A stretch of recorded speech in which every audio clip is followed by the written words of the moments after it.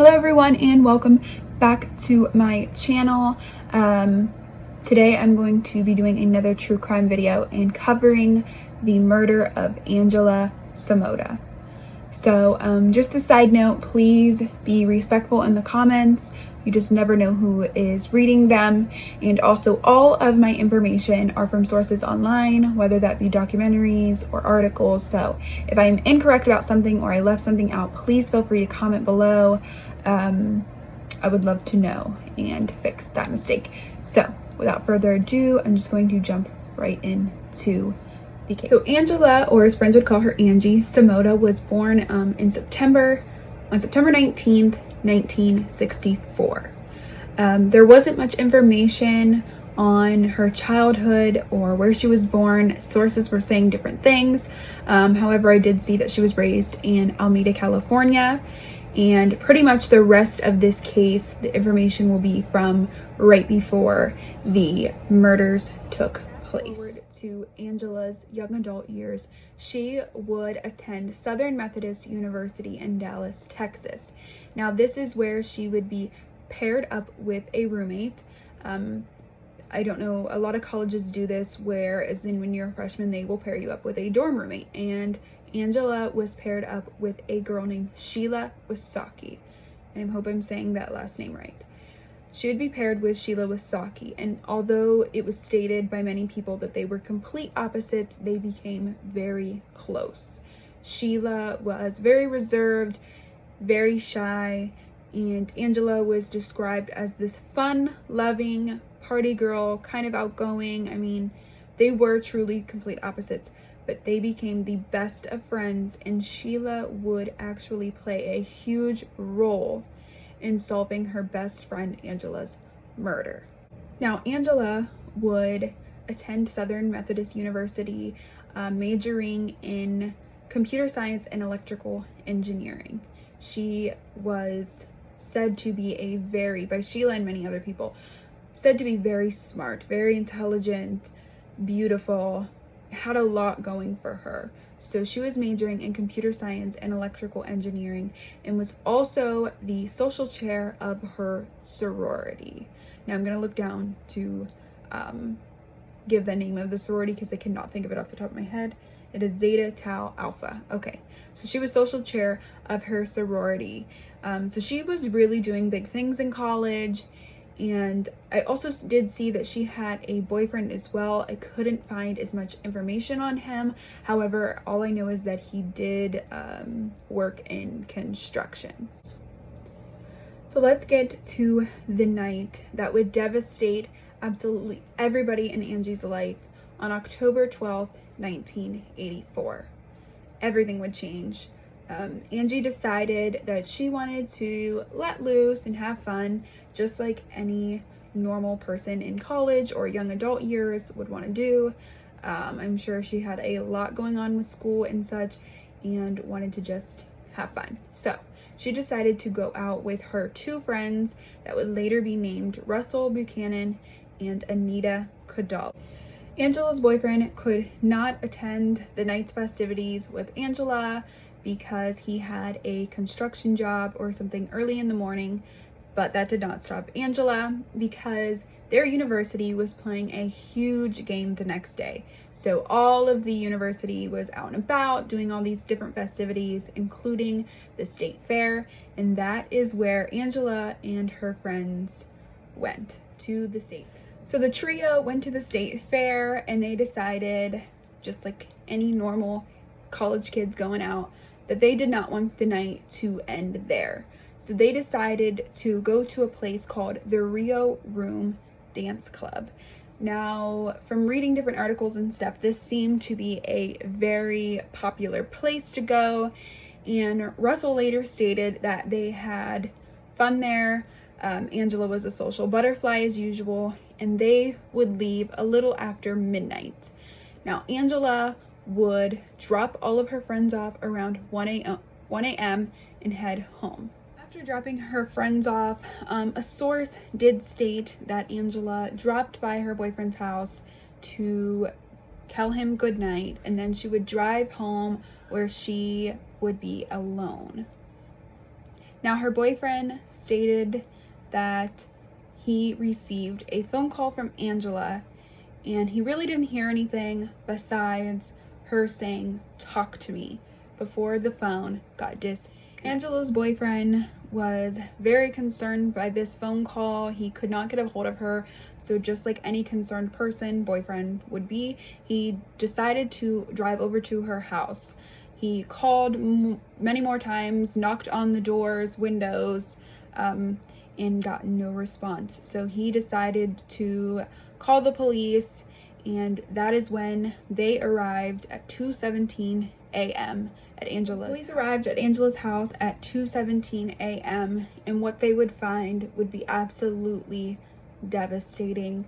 They walked into the house and they found Angela on her bed covered in blood, and unfortunately she had passed away. Now, this was absolutely devastating news to everybody. The autopsy report came back and said that she was ultimately stabbed 18 times and raped, but a stab wound to her heart would be the cause of her death.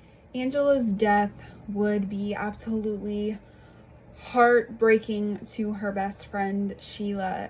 In a source interview, she stated that when she received the call, she just was screaming and absolutely devastated by this news of her best friend's death. This would take so much of a toll on Sheila that she would ultimately drop out of college and move back. Let's get into the investigation portion of this. Now, DNA back then was not advanced at all. I mean, they had the DNA and they had the semen, but they could not link it to anybody back in this day. It just was not advanced enough. So, however, even though the DNA analysis was not advanced, they did have their theories and suspects, and that first suspect would be her boyfriend. However, he was removed because he actually did not have the same blood type as the blood DNA found on Angela. So he was ultimately ruled out as a suspect. Would be a very big, huge prime suspect for the police, actually, and this would be Russell Buchanan. Now, if you don't remember from the beginning of the story, he is the male friend that Sheila was last seen with that night that she went out with, and he would become their very prime suspect. Now, one of their main reasonings for him being a suspect was the fact that there was some talk that Russell was into Angela, or it was said that he was into Angela, or maybe they just suspected he was, and that Angela only seen him as a friend, so that would give him motive for murder. Now, another more complex reasoning would be that he is a non-secretor. Now, it's kind of hard for me to explain what that is. I will put that in the description or somewhere on the screen for you to see the definition of what that is.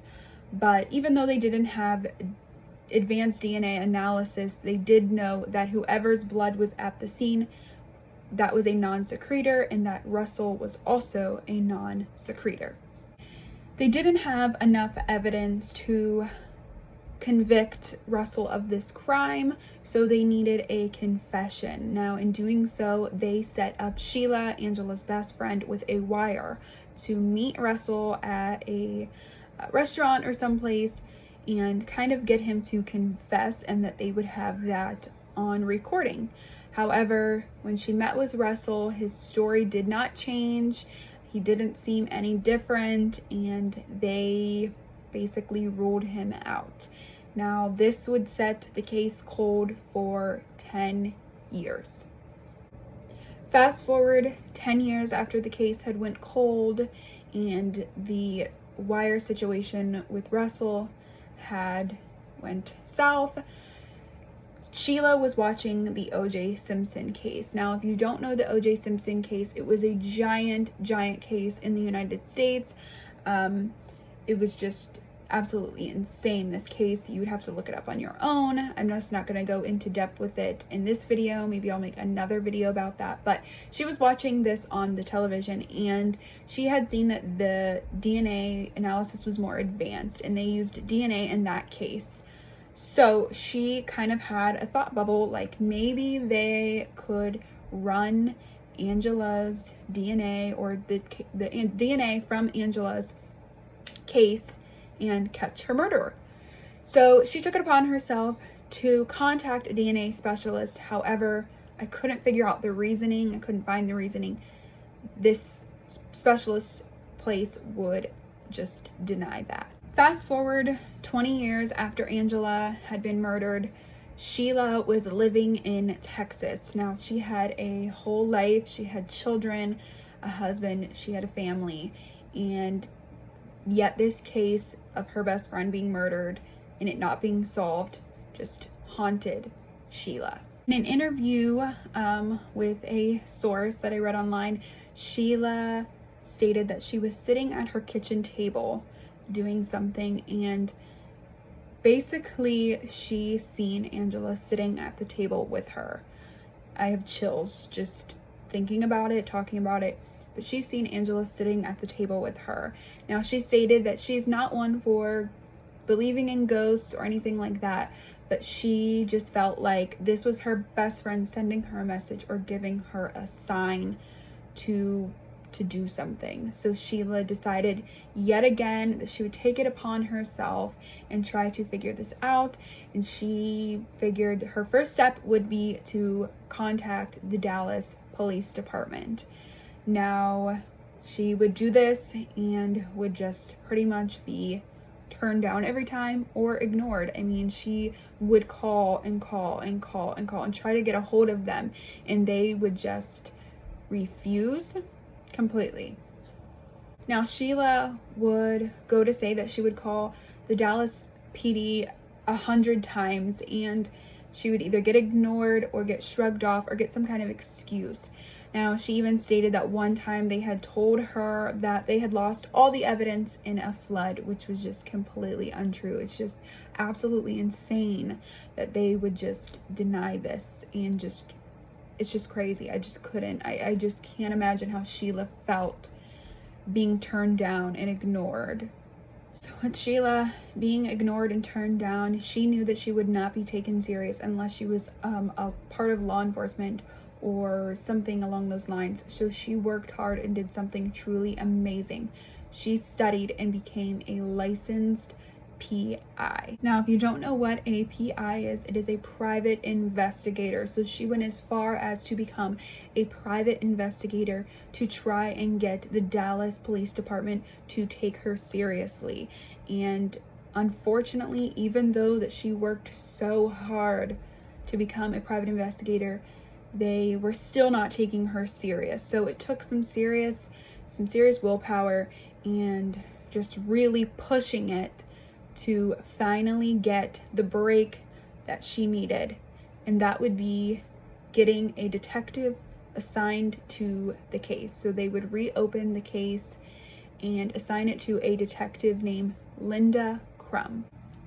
Now, Linda was a female detective, and I just felt like adding that in there.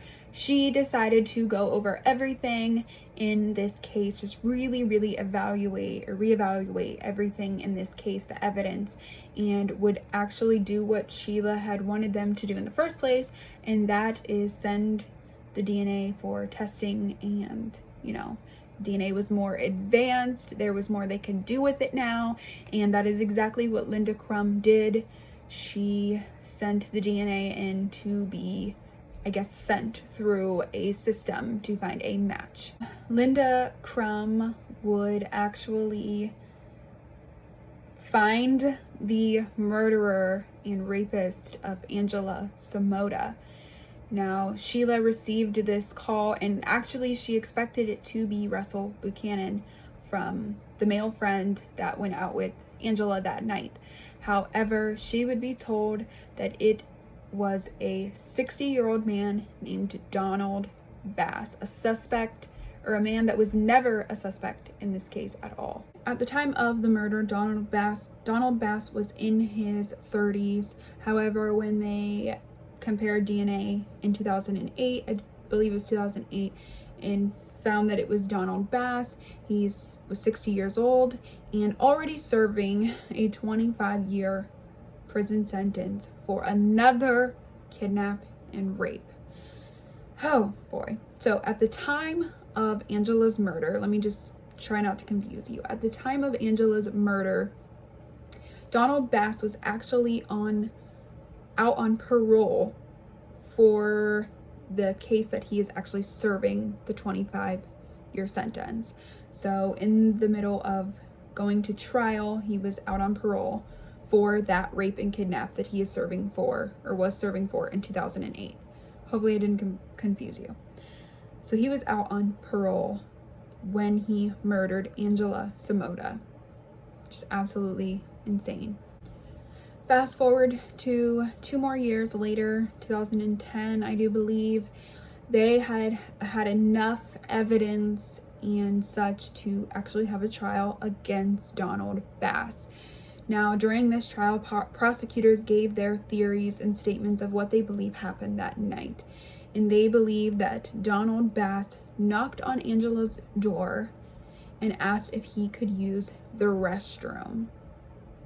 This is where she would make the phone call to her boyfriend saying, "Talk to me," before getting disconnected, and she would be raped and brutally murdered. During this trial, other women would come forward and say that they were raped also by Donald Bass, including his ex-wife, who said he was very violent towards her and her child.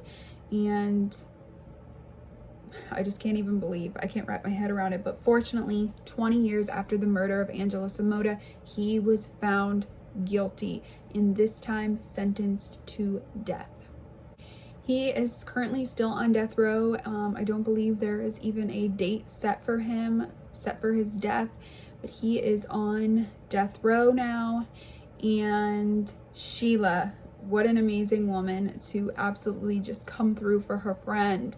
I think it's just such a special, unique case that this woman's best friend would solve her murder for her and really get that set in motion, because who knows if it would have ever been solved without her. She's truly a wonderful, amazing woman.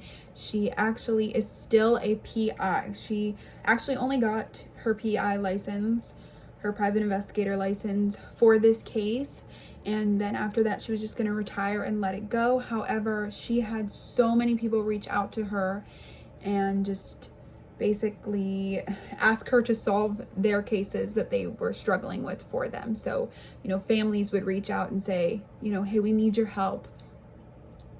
The police, aren't helping us, or whatever the situation was, but she is still a PI and doing an amazing job. And I'm just blown away by this case. That's why I wanted to cover it.